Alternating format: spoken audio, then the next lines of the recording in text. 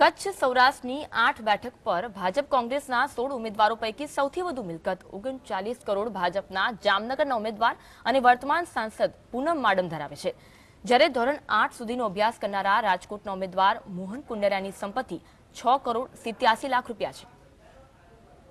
કચ્છ સૌરાષ્ટ્રની 8 બેઠકો પર કોંગ્રેસના ઉમેદવારોની અધિકૃત માહિતીનું વિશ્લેષણ કરીએ તો સૌથી ઓછી ₹38,12,000 મિલકત કચ્છ કોંગ્રેસના ઉમેદવાર નરેશ મહેશ્વરીની છે, જ્યારે સૌથી વધુ 10 કરોડ રૂપિયાની મિલકત જામનગરના મૂળભાઈ કંડોરિયાની છે.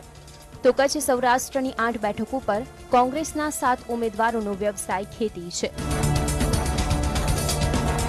તો કચ્છ સૌરાષ્ટ્રના કોંગ્રેસના ઉમેદવારોની કુંડળીની વાત કરીએ તો રાજકોટ બેઠકના ઉમેદવાર લલિત કગથરાનો બીકોમ સુધીનો અભ્યાસ છે. તેમનો વ્યવસાય ખેતી છે અને સંપત્તિ 9 કરોડ 75 લાખ જેટલી છે. જૂનાગઢના ઉમેદવાર પુંજાભાઈ વંશ પણ સ્નાતક થયેલા છે. તેમનો વ્યવસાય ખેતી છે અને સંપત્તિ 1 કરોડ 43 લાખ રૂપિયા છે. જ્યારે જામનગરના ઉમેદવાર મુળુભાઈ કંડારિયાનો વ્યવસાય પણ ખેતી છે અને તેમણે તેમની સંપત્તિ 10 કરોડ રૂપિયા જાહેર કરી છે. તો ગુજરાત વિધાનસભામાં વિપક્ષના નેતા પરેશ ધાનાણી અમરેલી બેઠકના ઉમેદવાર છે. તેમનો અભ્યાસ બીકોમ સુધીનો છે. વ્યવસાય તેમનો ખેતી છે અને સંપત્તિ 1 કરોડ 52 લાખ દર્શાવી છે. પોરબંદરના ઉમેદવાર લલિત વસોયા 12 ધોરણ સુધી ભણેલા છે. તેમનો વ્યવસાય ખેતી છે અને સંપત્તિ 2 કરોડ 32 લાખ જાહેર કરી છે.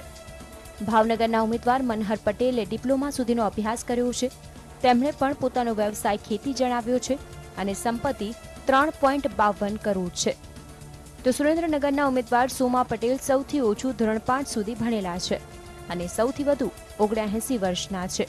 તેમનો વ્યવસાય પણ ખેતી છે અને સંપત્તિ 1.87 કરોડ દર્શાવી છે.